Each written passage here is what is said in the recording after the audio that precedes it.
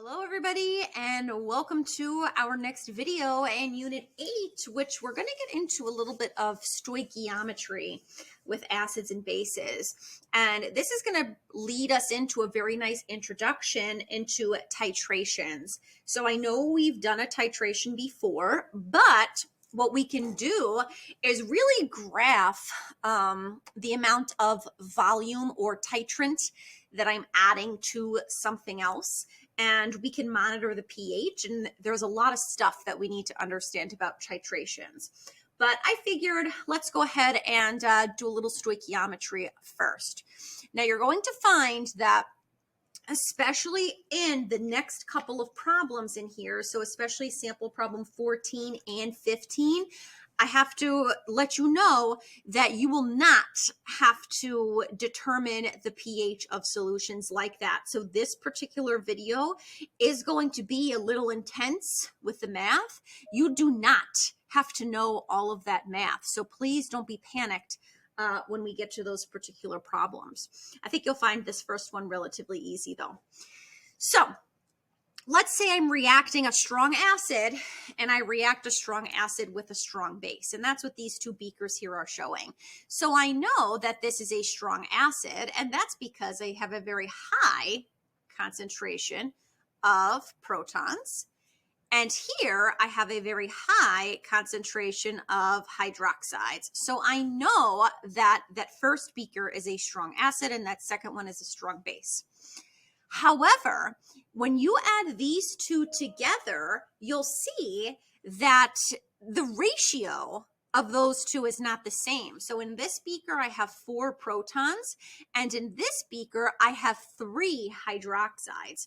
So if you consider that net ionic equation, so your hydrogen ions will come together with your hydroxides to form water. Everything else is a spectator. Let's say this is sodium hydroxide and hydrochloric acid. You're going to form water molecules, and you'll see you have 3 water molecules here. So the pH of this solution depends on whatever reactant is in excess. So in this case, your resulting solution, if you mix these two together, depends on that concentration of the hydrogen ion. You're going to have more hydrogen ions left in the solution. Therefore, your resulting solution will be a little bit acidic. So this guy right here is what's going to determine the pH. That concentration of that hydrogen ion determines the pH. So in this case, this is our excess reagent because there's too much of it. And this would be my limiting reagent. And we're going to start to bring limiting and excess reagents into this particular section as well. So when you're adding unequal amounts of strong acids and strong bases together, all of the limiting reagent will be neutralized. So we see that all of this limiting reagent is neutralized. And the pH of the resulting solution is determined by the excess reagent.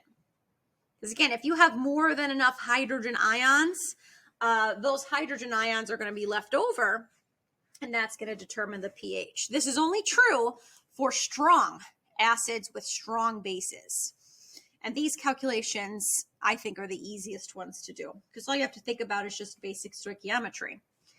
Let's try sample problem 12. So this is, what is the pH of a solution that's composed of 500 milliliters of sodium hydroxide and 400 milliliters of 0.2 molar hydrochloric acid? So in this case, we could write the whole entire reaction out. And this is a strong acid or a strong base. So, and I'm not going to be too picky about this, but this will go to completion because all of those ions dissociate. We really don't have an equilibrium there. And if we want, we can write the net ionic equation. This is a strong acid, so that dissociates. This is a strong base, so that dissociates. We would just have water that's left over. So really, this is our net ionic equation. Anyway, I have 400 milliliters of this, and it is a concentration of 0.200 molar. And I have 500 milliliters of this 0.250 molar solution. We want to know what's the limiting and the excess reagent. Now, I can't do this without first performing a dilution because I have 400 milliliters of 0.2 molar and I have 500 milliliters of 0.25 molar. So we have to figure out, when I combine these two solutions, when I have a solution that is 900 milliliters in volume, what's the new concentration of each of these two species? So I'm just going to write dilution here, but I'm going to skip that particular step. So if you do 400 times 0.2 equals 900 times X, you would find that your concentration of hydrochloric in the beaker is 0.0889 molar. Should be an 88. And your sodium hydroxide is 0.139 molar. This is going to tell us which one is the limiting reagent. I'm actually going to erase this little guy here. We know which one is the limiting reagent here. There are less moles of hydrochloric acid in this solution because its concentration is lower. So if you could set up an ice chart if you really want to, but you probably don't even have to. This hydrochloric is limiting in this case. There is less hydrochloric acid than there is sodium hydroxide. So all of this hydrochloric acid will get used up. So I would be left with no hydrochloric acid. And for my sodium hydroxide, it's only going to react with as much hydrochloric acid as available. So 0.139 molar minus 0.0889 molar tells me that I would have 0.0501 molar of hydroxide ions in excess. So I'm left over with that concentration of hydroxide ions. That is what's going to tell me the pH. So because there is more moles of base in this solution, all of that acid is reacting. My pH just depends on the concentration of hydroxide ions that is left over. So if this is my concentration of hydroxide ions that remains, right? I'm just going to take the negative log of that number and I get 0.0501. And that tells me it's 1.300. But remember, this is not the pH. We took the negative log of the hydroxide ion concentration. So this is our POH. The pH would be 14 minus 1.300, which tells me I would have a pH of 12.7. And this makes sense because there is more base in this solution, so it should have a high pH. Whenever you're doing a reaction with a strong acid and a strong base, and you want to know the final pH of that resulting solution, all you need to do is figure out which reagent is in excess and find out how much is left over. You could just do a little ice chart that way and take the negative log of that and use it accordingly. Let's go ahead and look at this. So this is with strong acid and a strong base. So answer the following questions. We want to know, what's the pH of 1 liter of pure water at 25 degrees Celsius? So pure water is just regular old water, nothing in it. Hopefully we remember that the pH is neutral, so it should have a pH of 7. We want to know, what is the pH of 1 liter of water? 1.1 mole of hydrochloric acid is added. So if I have 0.1 moles of HCl in 1 liter of water, that gives me a concentration of 0.1 molar HCl. How do I find the pH of this solution? Hydrochloric is a strong acid, so I would take the negative log of 0.1 because that's my hydrogen ion concentration. And I find that my pH is equal to 1 in this case. So if I add just 0.1 moles of hydrochloric acid, and that's about 3 grams of hydrochloric, that pH changes from a 7 to a 1 very, very, very quickly. Okay, so adding just a little bit of strong acid changes the pH of 1 liter of water quite a bit. Let's say I take 1 liter of water and I add 0.1 mole of sodium hydroxide. This is a strong base, so I'll put SB for strong base. This guy here is a strong acid. If you're not getting comfortable with recognizing strong versus weak acids and bases, you definitely have to start looking at that. Concentration is going to be the same, and that's because I still have 0.1 moles in 1 liter. So there is my concentration of this particular solution. Take the negative log of 0.1 because this completely dissociates, and I get 1 just like I did before. But this is the concentration of hydroxide. So 14 minus 1 gives me a pH of 13. Just as before, if I add just a little bit of strong base, that little bit of strong base will change the pH of that water significantly. So this tells us why adding buffers to solutions is so important. So the takeaway from this is that when you have an unbuffered and an unprotected solution, a very small addition of a strong acid or a strong base can cause a massive and a dangerous shift in pH. So at this point, I should have showed you that little clip with the limestone out in Missoula, Montana, and how that affected that, it's the Clark Fork River. I was going to say it's escaping me the name of that river, but how that limestone was able to protect the Clark Fork River from acid rain, and it protected the ecosystem. How our blood buffers work, right? How they prevent our blood from changing pH. Super important buffers, just in everything. But anyway, let's take a look at how these buffers, when they react with strong acids and strong bases, how the pH will not change very much. And like I said, you kind of have to know the general idea of this, but you won't have to calculate an actual pH. So the purpose of doing this particular problem is not necessarily to find the pH. I mean, yes, that's what the question is asking, but I want you to see how to set up ice charts with these, because I think that's the biggest takeaway that we're going to have to use this from. Anyway, let's stop talking and let's just do it. So we're going to react a weak acid or a buffer with a strong base. So remember, when I react a weak acid or a buffer system with a strong base, that buffer should resist that change in the pH upon that addition of that high concentration of hydroxide ions. And in this case, it says there's 3 possible outcomes. But remember, you're not really going to have to consider these too much. But just in case, for the sake of doing some problems, here's just a couple of outcomes. If the weak acid is in excess, then you would have a buffer solution that's resulted, because all of that hydroxide ion would be used up. So if all that hydroxide ion is used up, you still have some concentration of the weak acid, and you still have some concentration of the conjugate base. You would still have a buffer solution.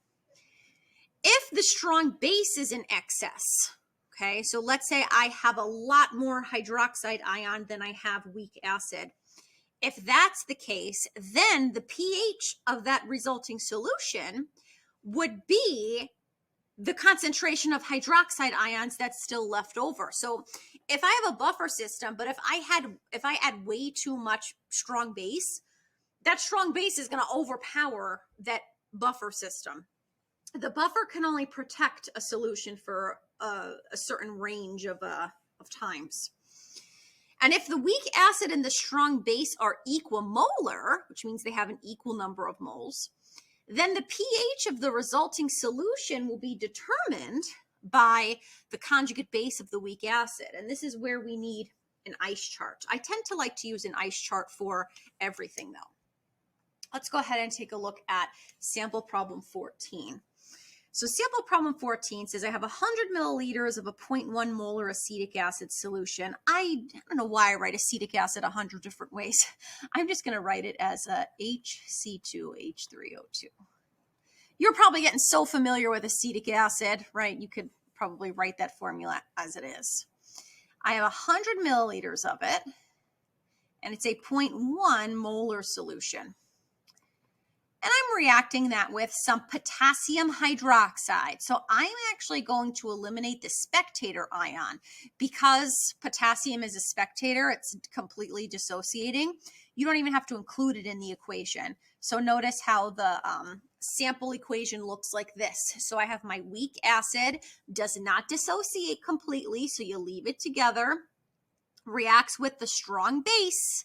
That's the strong base right here. And it forms the conjugate base and water. So my conjugate base here is C2H3O2, the acetate ion, and water. And let's finish filling this out. I have 100 milliliters of potassium hydroxide, and that's also a 0.1 molar solution.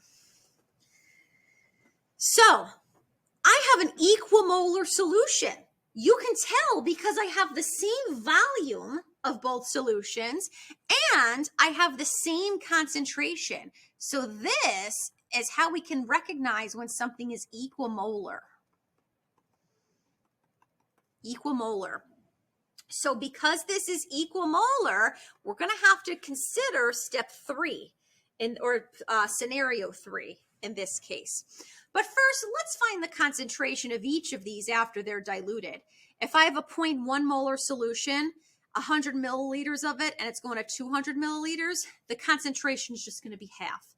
So I have 0.050, we'll keep the sig figs there. So I have 0.05 molar solution of each of those. If we consider an ice chart, okay, I have no acetate present at first, okay? So what's going to happen is that when this weak acid and this strong base reacts together, my change is going to be this much, and both of these are getting completely used up. Whereas, based on the mole ratio, I could produce 0.05 moles of acetate ion.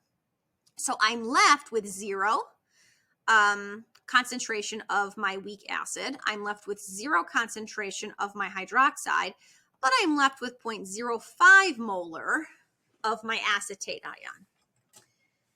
This is interesting because if you consider this acetate is in water. And if this acetate is in water, you could still have more chemistry that happens here. So if I want to know what's the pH of this resulting solution, right here, we could establish a new equilibrium. Isn't this exciting? A new equilibrium.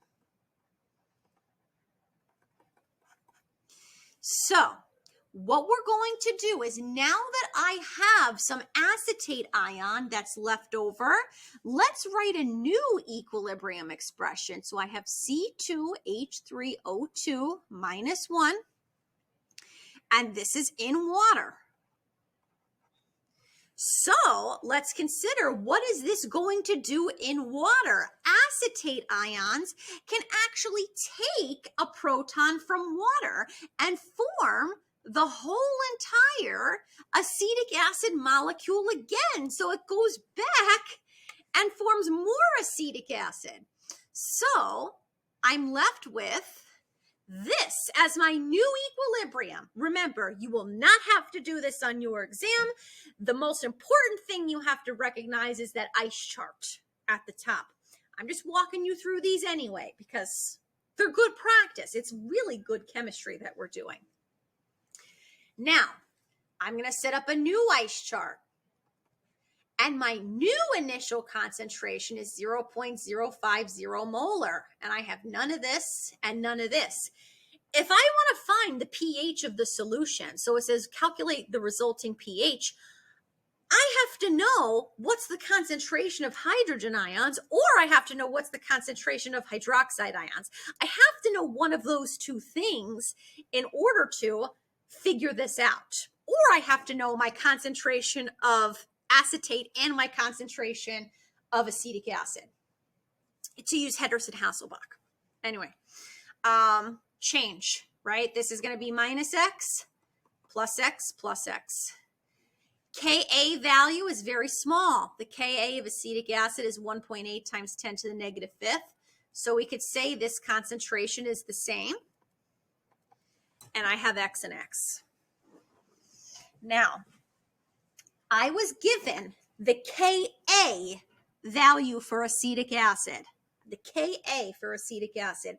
Ka means that this is acting as an acid. And if it acts as an acid, it should produce protons in the solution. This did not produce protons in the solution. In this case, that acetate ion is acting as your base. That is acting as the base. So, guess what I have to do to figure out what my concentration of hydroxide is? I have to find the Kb of this because a Kb always produces hydroxide. How do I find the Kb? The Kw is equal to the Ka times the Kb. And if I have the Ka, which is up here, and I know Kw, the Kb in this case is equal to 5.6 times 10 to the negative 10th. You have to be careful when you are doing these types of problems because I can't use the Ka here because this is not an acid. This is a base. So I got to convert it to the Kb. Let's use this equilibrium expression and solve for the concentration of hydroxide. So 5.6 times 10 to the negative 10th, that's equal to x squared over 0.050. And I find that x is equal to 5.3 times 10 to the negative 6th molar. And that's of your acetic acid, but it's also of your hydroxide ion. And now that I have the concentration of the hydroxide ion, I could take the negative log of this number and I get 5.28. Now that's the POH. So if this is the POH, my pH of this solution must be 8.72. Woo-hoo! That's a problem, right? Like I said, this is really good chemistry that we're doing here. But like I said, you will not have to replicate a problem like this on your exam, but it's good for you to see how we put all of this stuff together, right? Especially this ice chart. That's really, I think, one of the most important parts. So this is when I add a strong base to a weak acid, right? Let's look at another scenario. Let's say I add a strong acid to a weak base, which again, a weak base is another buffer system. Here's my general equation. So I have some weak base. This is reacting with your strong acid. So I have a high concentration of hydrogen ions here. And I form the conjugate acid and I form water. And there's also three possible outcomes here, which are basically the same exact thing from before. If your buffer is, or if your weak base is in excess, then you can determine the pH using the Henderson-Hasselbalch equation.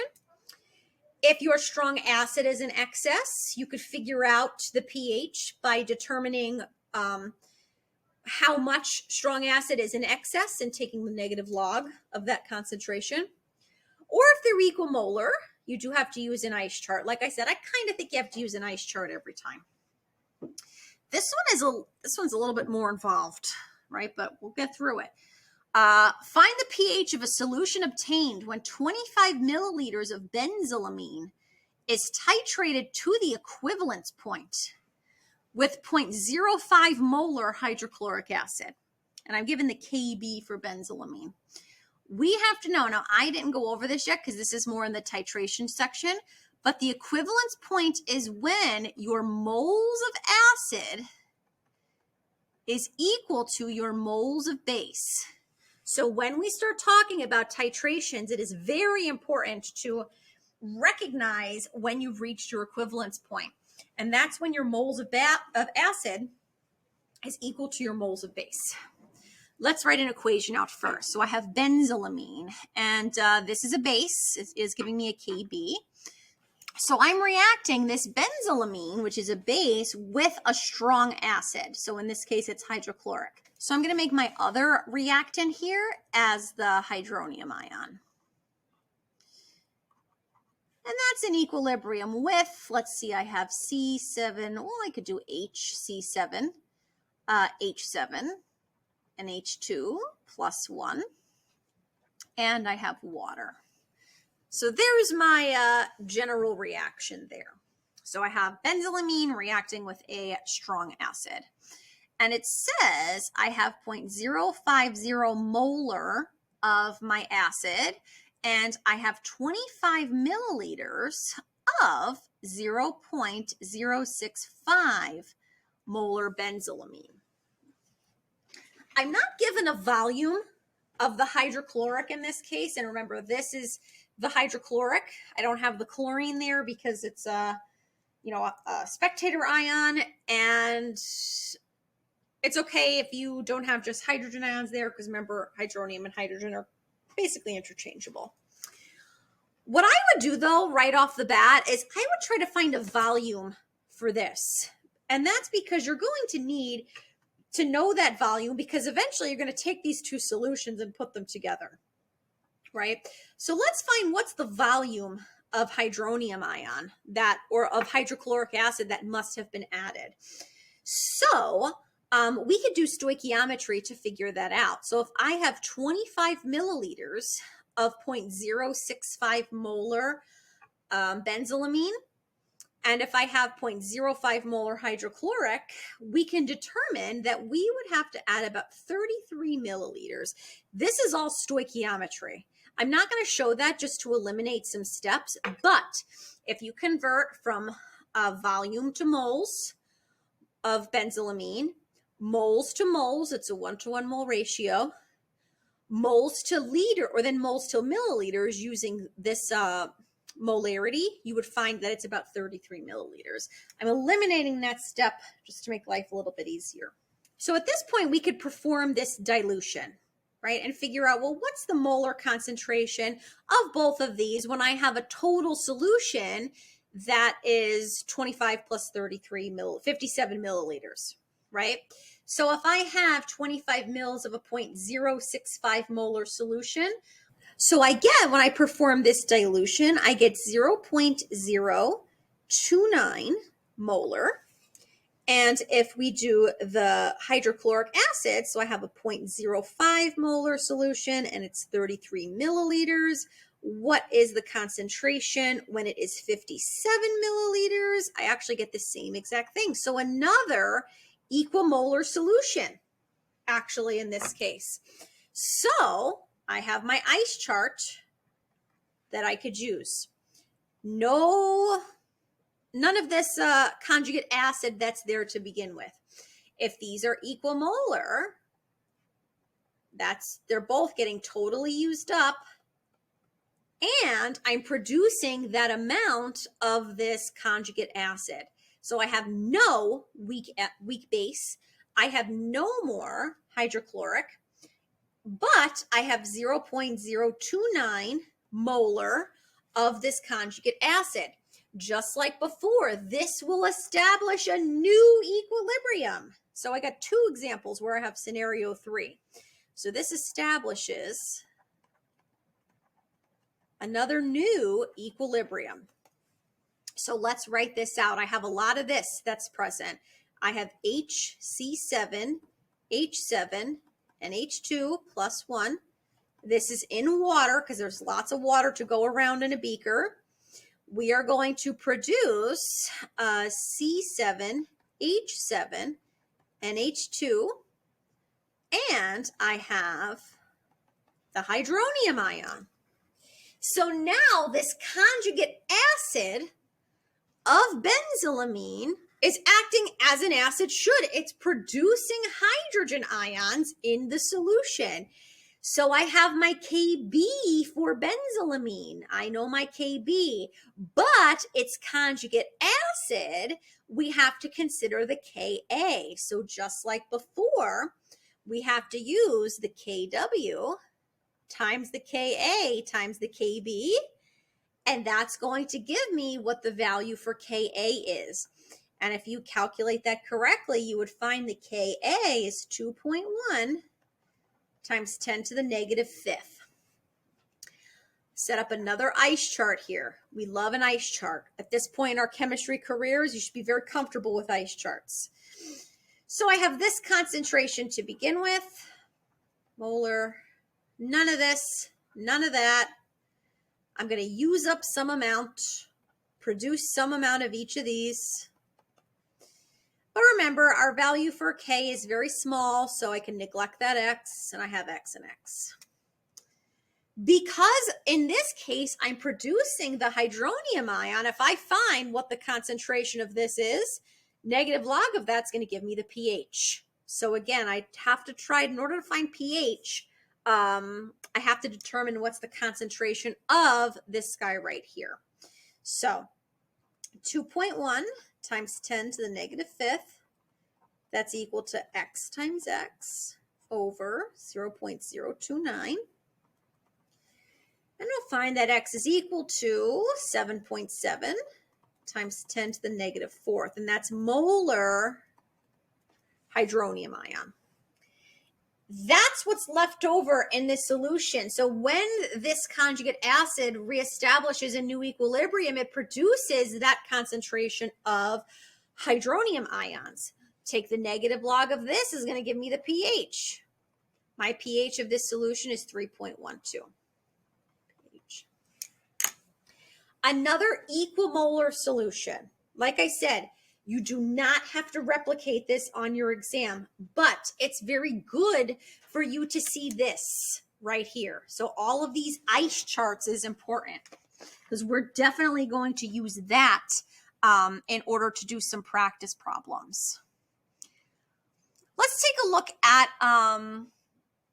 a weak acid and a weak base when they come together. If a weak acid and a weak base are combined, the resulting solution will react to reach equilibrium. Anyway, we're going to kind of skip over that one. Let's just do these practice problems right here, because I think these practice problems are really the ones that you would have to be responsible for. So let's say consider 1 liter of water to determine the pH for the following solution. So if I have a solution that contains 0.5 moles of hydrofluoric. Now, hydrofluoric is a weak acid. So if I have a 0.5 moles of hydrofluoric, and that's in 1 liter, because it is, oops, wrote liter twice there. It does say 1 liter. I have a 0.5 molar solution of hydrofluoric. You could set up an ice chart if you want, because we have hydrofluoric then is in equilibrium with protons and fluoride. 0.5 molar, 0, 0. Some amounts getting used up. I'm producing that much. Because A or Ka is so small, I can neglect that X. This is just a very basic pH question, pH of a weak acid.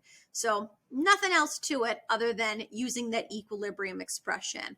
So 6.8 times 10 to the negative fourth, that's equal to X squared over 0.5. And if I solve for that, I find that X is equal to 0.018 molar. That is my concentration of hydrogen ions. So if I take the negative log of that value, I get a pH of 1.73. And there's my answer, right? So this was nothing new. We weren't doing anything crazy like those last other sample problems there. Let's say I have a solution that contains 0.5 moles of hydrofluoric and 0.5 moles of sodium fluoride. So in this case, I have the same exact equation here. It's in equilibrium with this and this. But I have a 0.5 molar solution of hydrofluoric and a 0.5 molar solution of that fluoride ion because I'm adding that sodium fluoride. Remember, sodium's not there because that is a spectator ion. You should recognize that we made a buffer. at this point. This is a buffer solution. I have a relatively high concentration of weak acid and its conjugate base. So let's use Henderson-Hasselbalch in this example. I can't use Henderson-Hasselbalch here because this concentration of this conjugate base is not high enough to produce a buffer. Here it is. So, and in fact, you might be able to notice, right? Well, if this is 0.5 molar and this is 0.5 molar, your ratio of weak acid to conjugate base is 1. So your pH should be equal to your pKa. Anyway, pH is equal to negative log of 6.8 times 10 to the negative 4th, which is the pKa that whole expression gives you, plus the log of 0.5 over 0.5. You'd find the pH of this resulting solution is 3.17. Notice how the pH is a little bit higher in this case because I added some of that conjugate base. That conjugate base is raising the pH to make it a little bit more basic of a solution.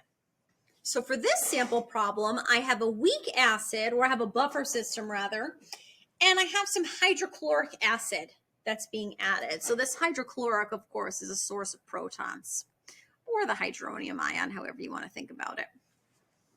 So I have to consider, I have this reaction that's in equilibrium. I have this buffer system that's listed up here.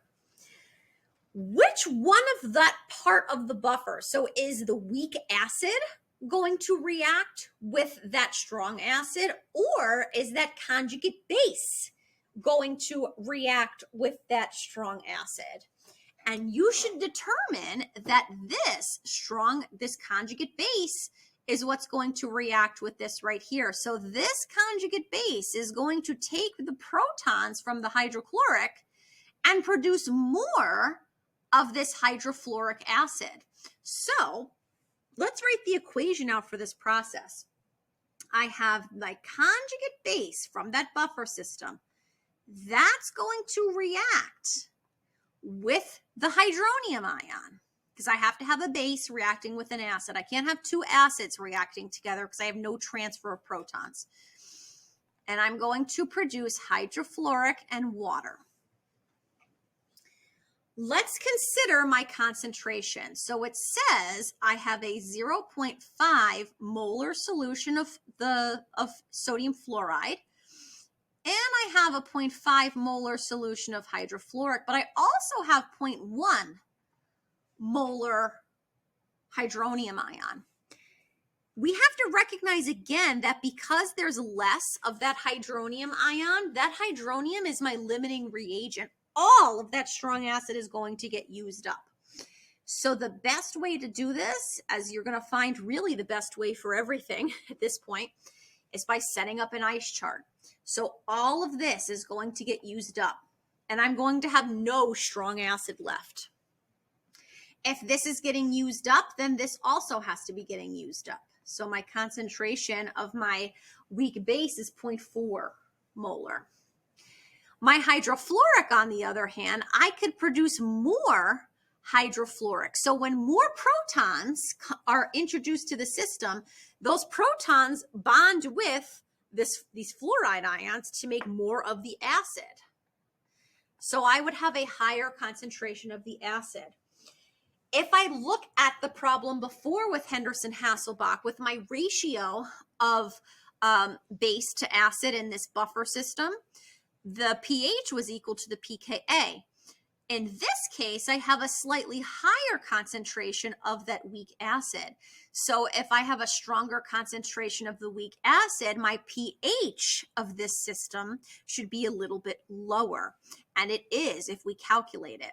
So the pH of this buffer system is equal to the negative log of 6.8 times 10 to the negative 4th, plus the log of the base, which is 0.4, over the acid, which is 0.6.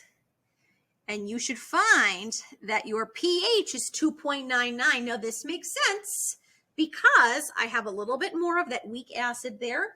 Of course, that is going to decrease the pH by making the system a little bit more acidic. This is how buffer systems work. So notice how the pH didn't change very much with that addition of that hydrochloric acid. And that's what makes these so crucial to life itself. Last question for this video. I have a solution of this buffer, the same exact buffer, but I'm adding sodium hydroxide. So I have a strong base in this case. So I have hydroxide ions.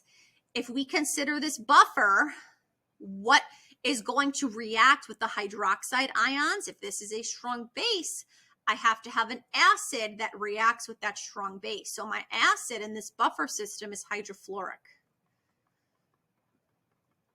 So our hydrofluoric reacts with that hydroxide, and I produce the fluoride ion, and I produce water. Let's get these concentrations up. So we'll set up an ice chart. I have 0.5, 0.5, and I have 0.1 moles of this. Just like before, this is my limiting reagent. This is getting entirely used up. So I have minus 0.1, minus 0.1, and plus 0.1.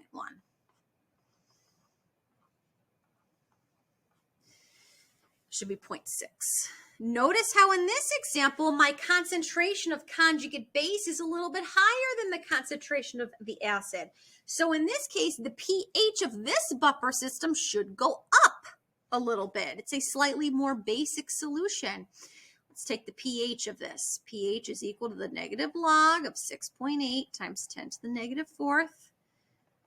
And that's equal to the log of the base over the acid. And we find that the pH is equal to 3.34. So again, the pH did go up. It's a little bit more basic than the buffer with equal molar amounts of acid to conjugate base, but still resisting that change in pH, even though I added a pretty significant amount of strong base. This last section really is what you need to get comfortable with, especially these two right here. So something like this and something like this. We have to do lots of practice problems with these, which I am going to give to you, because what we did back here really isn't all too important. It's nice to see the ice charts, but these two, C and D, are what you are going to have to be responsible for. On that note, that is the end of this video. I hope that it was not too long. I apologize if it is. But as always, if you have any questions, please reach out. Don't worry. We will do lots of practice with this in class. And I will see you in the next video. Bye.